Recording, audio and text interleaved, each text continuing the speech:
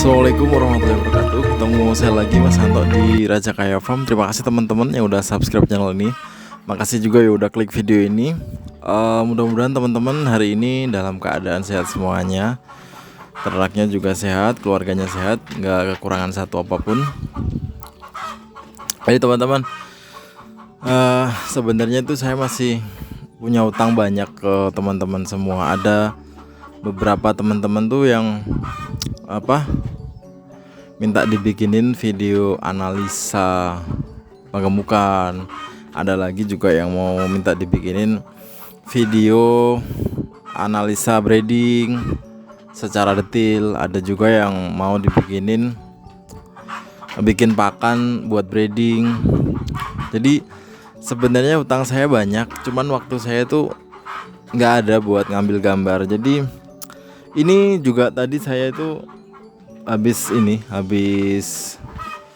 ngambil tebon, habis ngarit tebon banyak. Jadi siang-siang baru saya ambil gambar. Jadi sebenarnya saya tuh pengen banget bikin semua videonya, tapi kadang-kadang waktunya nggak cukup gitu. Jadi mohon dimaklumi, pelan-pelan ya teman-teman. Insya Allah satu persatu saya tunaikan video-video yang teman-teman request. Makasih banyak teman-teman udah request, artinya teman-teman udah punya perhatian khusus sama channel ini. Meskipun subscribernya nggak seberapa, saya kira bukan itu yang terpenting. Yang terpenting adalah apa yang saya dapat, apa yang saya pelajari bisa saya bagi ke teman-teman. Nggak peduli seberapa subscribernya, yang penting message yang saya sampaikan ke teman-teman itu nyampe. Jadi hari ini saya mau bahas ini teman-teman, kemitraan. Jadi biasanya teman-teman kalau habis Idul Adha gini, rata-rata kandang-kandang itu pada penggemukan buat kemitraan. Maksudnya kemitraan itu gimana? Jadi kemitraan itu sebuah kerjasama penggemukan. Jadi nanti bahan bakalannya itu dikirim. Nanti begitu panen, biasanya 3 bulan bakalannya diambil. Jadi dikirimin, nanti begitu panen diambil. Jadi beli bakalannya di dia, nanti pas panen diambil dia juga. Sebenarnya enaknya kemitraan gitu teman-teman, kita nggak kesulitan buat buangnya. Kalau misalnya teman-teman penggemukan 10 atau 20 ekor, mungkin teman-teman merasa nggak masalah kalau mau jual domba. Tapi kalau teman-teman penggemukan dalam jumlah yang banyak, misalnya 100 ekor, teman-teman paling tidak harus punya tempat buang, tempat jual. Jadi karena banyaknya kemitraan yang kebetulan saya pelajari gitu, kebetulan yang saya bedah proposalnya, saya bedah MOU-nya, banyak kemitraan itu ternyata nggak cukup menguntungkan gitu, baik dari segi penyuplai maupun dari segi peternak. Jadi teman-teman kalau misalnya ikut kemitraan sebaiknya hati-hati. Sebaiknya teman-teman juga pelajari benar proposalnya, benar-benar teman-teman pelajari syarat dan ketentuannya supaya kerjasama ini bisa saling menguntungkan. Beberapa kemitraan itu saya lihat itu malah bukan kemitraan teman-teman, jadi cuma jualan berkedok kemitraan. Maksudnya gimana? Dalam ketentuan, dalam pasal-pasalnya itu lebih banyak menguntungkan bagi penyuplainya daripada peternaknya, dan itu teman-teman harus jeli ngelihatnya. Jangan sampai teman-teman itu mentang-mentang kemitraan, mentang-mentang teman-teman bakalannya dikirimin, nanti panennya diambil, teman-teman main ambil kemitraan tanpa mempelajari pasal-pasal di dalamnya. Karena biasanya kemitraan kalau di domba atau di kambing itu kemitraan mandiri teman-teman, kemitraan bermodalkan sendiri. Jadi bakalannya itu teman-teman beli di dia, pakannya juga teman-teman bisa sendiri, bisa beli dia juga, tapi semuanya itu full 100% itu uang teman-teman. Jadi itu namanya kemitraan mandiri. Jadi kalau teman-teman nggak pelajari dengan benar, atau misalnya teman-teman nggak tahu syarat dan ketentuannya secara detail, bisa-bisa teman-teman bukannya kerja menguntungkan, yang ada malah kerja gotong royong, dan itu jangan sampai teman-teman. Kenapa saya buat video ini? Karena saya pengen teman-teman semuanya cerdas, karena tujuan saya bikin YouTube itu supaya mencerdaskan peternak, supaya supaya video ini bisa jadi bahan evaluasi, bisa jadi acuan teman-teman buat melakukan sesuatu itu yang menguntungkan. Jadi nggak berdasarkan emosi, nggak berdasarkan sungkan, nggak berdasarkan ini, tapi benar-benar sesuatu yang menguntungkan gitu. Nah, menurut saya penting. Pasti nanti kalau saya saya share video kayak gini, banyak dari teman-teman semua, terutama yang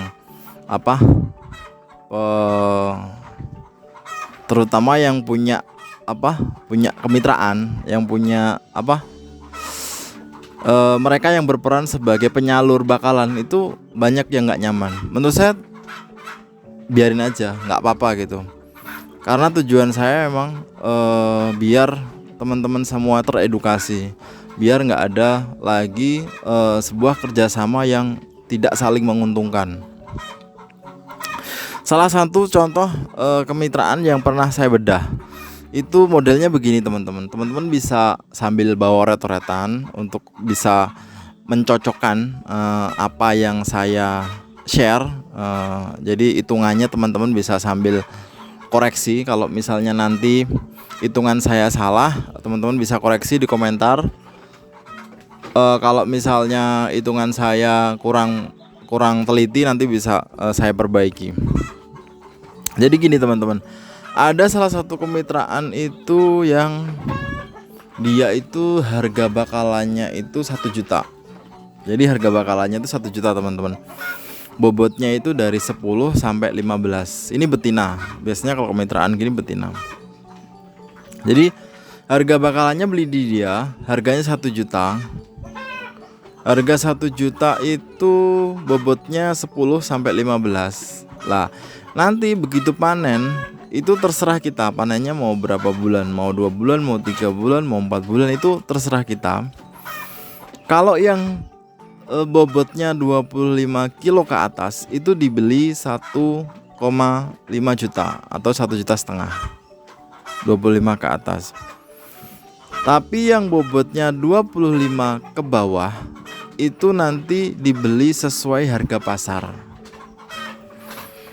Lah, terus semua biaya ini, bakalan ini belum termasuk biaya ongkir, belum termasuk biaya pengiriman. Jadi nanti mobil pengiriman kalau misalnya ngirimnya jauh itu nanti ada tambahan biayanya buat mobil.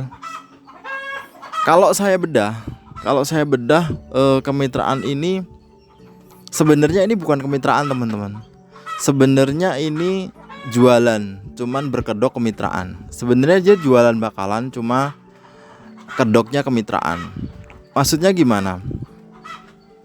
Sekarang gini teman-teman, di dalam pasal-pasalnya itu jelas semuanya abu-abu. Jadi mengandung unsur ketidakjelasan. Maksudnya apa? Bakalannya itu harganya dipatok dari dia. Bakalannya 1 juta. Bobotnya 10 sampai 15. Sementara nanti yang dibeli dengan harga 1,5 juta itu yang harganya yang bobotnya 25 kilo ke atas. Bisa 28, bisa 30, bisa 35, itu tetap dibeli 1,5. Tapi yang bobotnya 25 ke bawah nanti dibeli dengan harga mengikuti harga pasar. Lah, Pertanyaan saya adalah harga pasar yang mana? Harga pasar berapa? Pasar mana? Harga pasar berapa? Itu kan nggak jelas. Jadi di sini mengandung unsur ketidakjelasan. Kalau tiba-tiba nanti yang 25 ke bawah dibeli 1,2 atau 1,3, artinya cuma nambah 300.000, misalnya 4 bulan. Atau karena dia bilangnya dibeli sesuai harga pasar, teman-teman nggak tahu harga pasar itu naik apa turun. Harga pasar itu sedang bagus apa sedang enggak. Terus harga pasar, acuan pasarnya itu di mana? Sedangkan harga domba itu teman-teman tahu sendiri ya, kalau dibeli harga jogrok itu sangat nggak fair. Beli domba dengan harga jogrok itu sangat nggak fair. Jadi bisa murah, bisa mahal, dan itu mengandung unsur ketidakjelasan. Nah, itu satu koreksi yang nomor satu. Yang kedua gini, taruhlah kejadiannya kayak gini. Dia kirim bakalan yang bobotnya itu bobot maksimal di 15 kilo. Di 15 kilo kalau harganya 1 juta, berarti itu per kilonya itu ketemu harga 66.000 sekian. Bener nggak? Jadi untuk kambing betina 1 juta di 15 kilo itu bobot maksimal loh ya. Itu harga belinya itu 66.000 sekian per kilo. Lah, taruhlah nanti pas jual itu ternyata dombanya itu bobotnya misalnya 25 kilo di batas minimum yang dia tentuin. Nanti dibeli dengan harga 1,5. Kalau 25 kilo dibeli dengan harga 1,5, berarti harga jualnya itu 60.000 per kilo. Berarti di sini selisih 6.000. Dari harga beli ke harga jual selisihnya 6.000. Nah, ini skenario yang paling enak. Yang paling enak tuh artinya apa? Dia ngirim bakalannya yang speknya bobotnya 15 kilo. Dia beli dengan batas minimal 25 kilo yang dia tentuin. Gimana kalau ceritanya bobot yang dia kirim itu misalnya 12 kilo. Karena dia bobotnya 10 sampai 15, bukan tidak mungkin bobot bakalan yang dia kirim itu 12 kilo. Kalau bobotnya 12 kilo, artinya teman-teman itu harga belinya itu kalau 1 juta dibagi 12 kilo itu 83.000 sekian. Artinya per kilonya ketemu harga 83.000. Nah, taruhlah nanti pas kejual, pas diambil itu bobotnya 28. Karena dia kan bilangnya 25 ke atas dibeli dengan harga 1,5. Jadi kalau bobotnya 28 itu per kilonya itu 53.000. Jadi di sini tuh selisih 30.000 teman-teman. Itu banyak banget. Jadi harga belinya itu 83.000, terus harga jualnya itu 53.000. Dan ini selisihnya 30.000 per kilo. Dan itu banyak banget teman-teman kalau di domba. 30.000 itu banyak banget. Maksudnya apa? Kalau 20 kilo aja domba antara yang selisih 30.000 itu, kalau misalnya 50.000 itu harganya itu kalau 20 kilo itu baru 1 juta. Kalau selisih 30.000 berarti dia itu harganya kalau 20 kilo kali 80.000 itu 1,6, itu 600.000. Selisih 30.000 per kilo itu banyak banget teman-teman. Kenapa saya pilih angkanya 28 kilo? Karena dia bilangnya 25 ke atas, bobot 25 ke atas dibeli dengan harga 1,5. Artinya udah pasti bobotnya itu di atas 25, tapi nggak bisa kurang 25. Jadi kalau bobotnya 25 ke atas itu dibelinya 1,5, tapi kalau 25 ke bawah dibelinya sesuai harga pasar. Jadi penambahan bobot di atas 25, 26, 27, 28, 30, 35 itu tetap aja dibeli dengan harga 1,5. Sementara kalau misalnya di bawah 25 itu dibeli sesuai dengan harga pasar yang teman-teman nggak tahu harga pasarnya berapa. Nah, di sini menurut saya banyak pasal yang abu-abu, banyak pasal yang tidak jelas dalam unsur jual beli ini sangat batal secara unsur jual beli karena banyak unsur ketidakjelasan. Dan di sini kalau saya lihat cenderung menguntungkan si penyuplai barangnya. Ya kalau misalnya bobot 12 kalian jual dengan harga 1 juta, yaitu per kilonya 83.000. Di mana harga betina 83.000 per kilo? Jantan aja nggak ada kok 83.000 per kilo. Dan itu nggak menguntungkan teman-teman. Teman-teman belum lagi misalnya biaya pakannya, belum biaya pegawainya segala macam. Dengan sistem kayak gitu teman-teman sama aja kayak beli bakalan. Yang penting teman-teman bisa jual gitu aja, tapi menguntungkan enggak.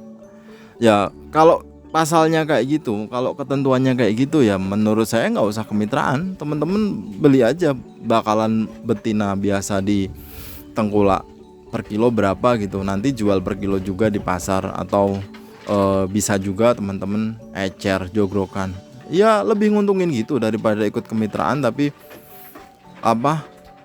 ibaratnya jeluntrung ke.